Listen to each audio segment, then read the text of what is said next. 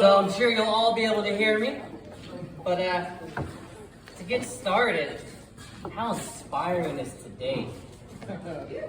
Pretty awesome, right? One of the things I really love about family, especially the growing family now, is just how inspiration comes up. So Doug, I'm not sure where he's at. There he is.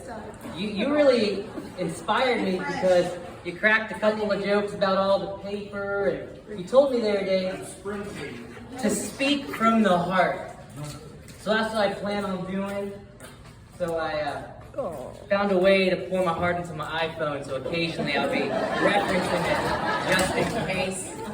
But for those who don't know me and look at most of the faces, I feel like I've met just about all of y'all, maybe 2 or 3 I'm missing. But I'm Carlos, as close family in which you all are now. Many know me as Junior, Carlos Jr.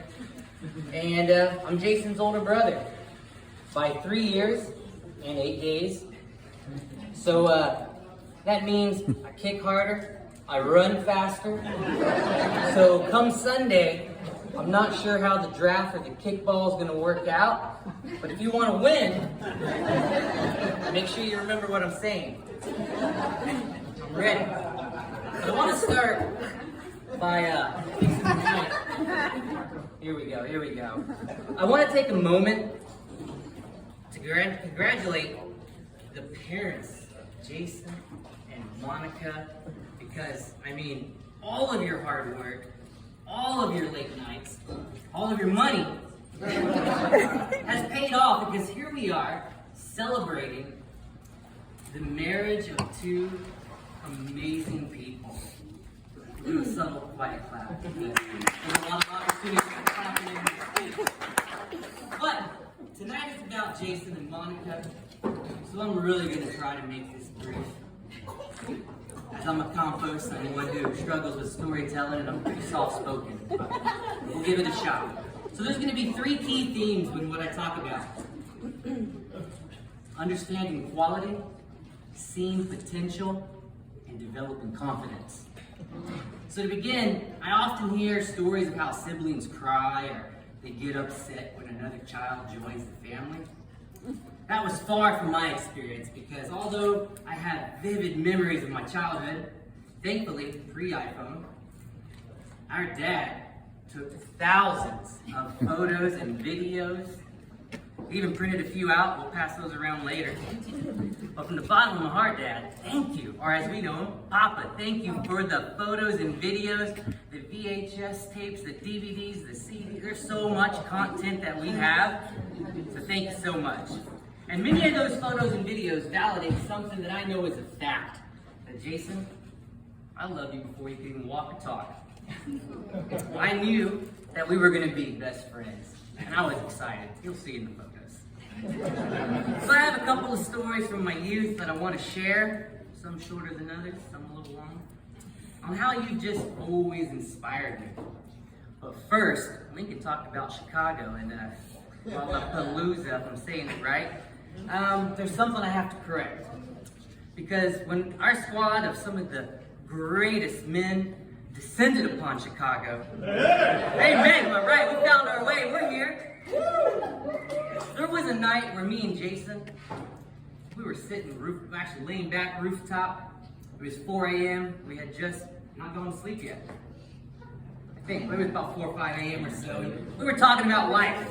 And at one point I looked at Jason and I said, Jason, isn't it crazy? I can't recall a single time where we ever had tension or fought or got in a big disagreement. And you looked at me and you took a thought for a moment and you said, you're right, I don't think we've ever fought. And I'm sorry to tell you today that I was wrong about that, because I shared that story with Papa, and he had a story to share with me, and it goes a little something like this. You were obviously very guilty of pass interference, some aggressive holding, along with a handful of other penalties in one of our historic backyard, front yard football games where we would play one-on-one. Papa was all-time quarterback. And he told me, Junior, you got rightfully upset. Tell me more. He said that I shoved you to the ground.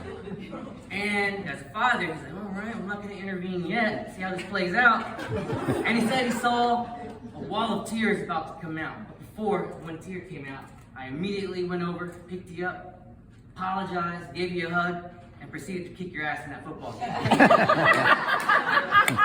But that last part, that's at least how I remember it. That one game wasn't on tape, so we'll just say I really kicked your ass in one chapter. So, you see, we couldn't recall or remember any fighting because we simply just loved each other too much. And we never would ever let it get in the way of a good competition, but ultimately the growth of the two of us. So outside of football, our father armed us with boxing gloves, Nerf guns, basketballs, baseballs, and even if we didn't have any of those things, we'd flip quarters, jump, race, make up our own sports and games. That's why we have the UFC and the XFL tried. And, sports and competition's always been a huge part of our life. It's really what helped shape me and you. So I look at you, Papa, and just say thank you for sports, because we loved it. So let's get into that first story. Understanding quality. Our main sport was tennis, and I enjoy reading. And Andre Agassi, one of my favorite tennis players, once said, tennis is the loneliest sport. Just you and your mind. That's kind of true, but not for me or you, because we were local legends throughout Texas. Because we played doubles together. We were always having a good time. We took home trophies, not quite as big as the one Doug got tonight, but we took home trophies, collections, every single weekend just about. And I remember, this is where I saw at a very young age a key characteristic develop in Jason. So when the tournament director would shake Jason's hand and hand him the trophy, the first thing that Jason would do, he would evaluate the height, he would feel the weight, and then my favorite part, you ready for it? He'd put his thumb on the little tennis man with a racket and try to push it. And immediately he would go, wow, that's a cheap one. Or he would look at Al Theodore, that's one for you, and say, hey, this is high quality. And I'd watch him, he'd really push him. He's gonna break it this time. Someone over there was second place, and Jason's over here trying to break first place trophy. But I always loved it because there wasn't ever any hesitation in your feedback.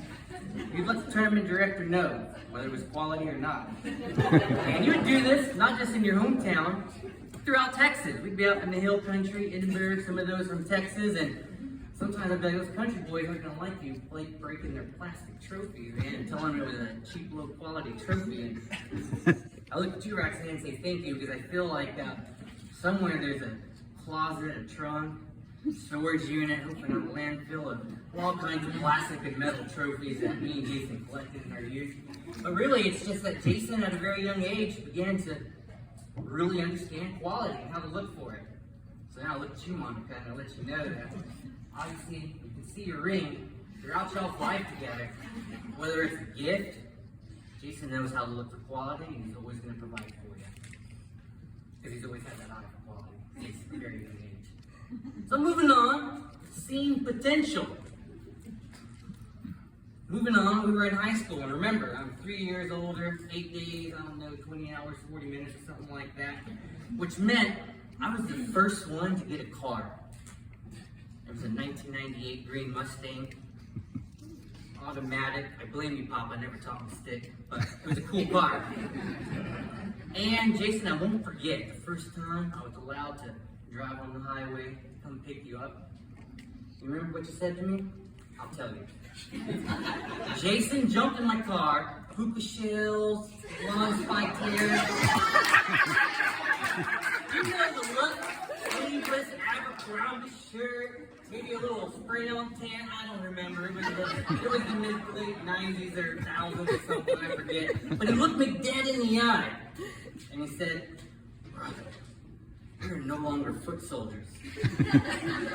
We are mobile. And I'm taking that in, and he looks at me, and he goes, Junior, do you know what this means for us? And I'm like, I have a car? some JBL subs in the back. What else? What else am I missing here? He's like, you can take us anywhere, anytime. Jason, you've always helped me. Emotional, yeah, but just expand my worldviews and see the bigger potential in any situation. And you do that with extreme excitement and energy, which hearing Molly talk earlier and everyone else, that excitement, that Jason filter lens, it's real. And it's always the positive potential, right? In any situation. So looking at you, Monica, Jason's always going to support you in any situation, whether personally, professionally. And he's going to make sure that you see that grand potential in anything that you undertake, I promise you. So, that's wonderful. Final story here. Developing confidence. So moving on to college, I came to visit you at Texas Tech. What do we do? Raiders? Right. And remember, we got Jason by 3 years, 8 days, and something in a couple other hours and minutes. So Jason, when I went to visit him in Lubbock, Texas Tech, he was very quick to point out, hey brother, you can buy us alcohol. And as the older brother's got to be more mature and responsible, I was like, you're right. So we went to a club, a bar that night. Our squad was 4-6 deep. JD may have even been there. I don't know. I don't remember, but we'll get there. Probably so. And probably hookah shells and everything, my man. But Jason, he's always been so quick with the math, the decision making.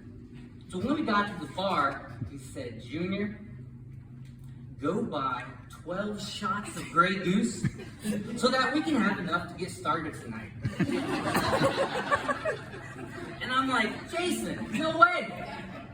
I start doing my own kind of analytics, and I'm like, the bartender's not gonna let me buy 12 shots of Grey Goose all by myself. I didn't know that yet. It's probably my first time in a bar with my license, but I'm like, my man, the bartender's gonna ask a few questions like, you all ready to drive, or what, you want 12 shots of Grey Goose for yourself? And I'm like, you're gonna know what I'm up to. And he looked at me in that Jason lens and said, relax, trust me, brother, it's gonna work. So I hit him with one last rebuttal, folded quick, but I said, even if he sells me 12 shots, how am I going to carry them back? And there was no hesitation, I swear. Jason literally looked at me and he said, easy. Just stack them on your forearms, carry them. Me, JD, we're going to confirm he was there, and a few others. We'll be behind the dance floor, behind that column, and you'll just walk with those 12 shots. He's over there, and he said, now go, you got this. So, I took a breath, and I proceeded to order 12 shots of Grey Goose, and then I walked like a little ballerina without spilling a single one over to our spot. And later I woke up on the floor of your apartment face down in front of the toilet. It was an amazing weekend, and ever since then, I'm a Texas Tech Raider, that we saying, okay? Guns up, baby, right? Because it was a hell of a weekend. So, Monica, any doubt, I'm talking to you right now. If there's ever a time that you have a doubt, Jason's not going to let you think that for too long. He's going to let you know you can do anything. Even with 12 shots of Grey Goose and walk across the room. So, kind of in recap, I just want to, done with the funny, let's get a little sentimental with you, is Jason, you've always showed me in youth and to this day that anything is possible if you believe in yourself. You've showed me how to look for quality and greatness in anything that I do. And more importantly, know when, if something's not great, if something is not of quality in your life, it's okay to share that with who needs to hear it. You've always inspired me in all that I do in my life, brother. And if I don't say it enough, I love you with all my heart. And Monica, it's all of this greatness that everyone's been speaking about that Jason sees in you. And I knew you were special when I got that first phone call when Jason began to tell me the story that many of us have read on the website, which is also just a work of art, high quality. And then when I met you, your kindness and the energy that you and Jason have created together as we hung out that day was absolutely amazing, not only to see, but to feel. And what an amazing story that the two of you are creating together. And thanks for letting us all be a part of it. So that intermission threw me off and my buzz is kind of gone. But if we could, may all the families and friends here tonight make a commitment to stay close and continue to inspire. It's only day 2, and create some amazing experiences together. Love you all. Let's take a few steps.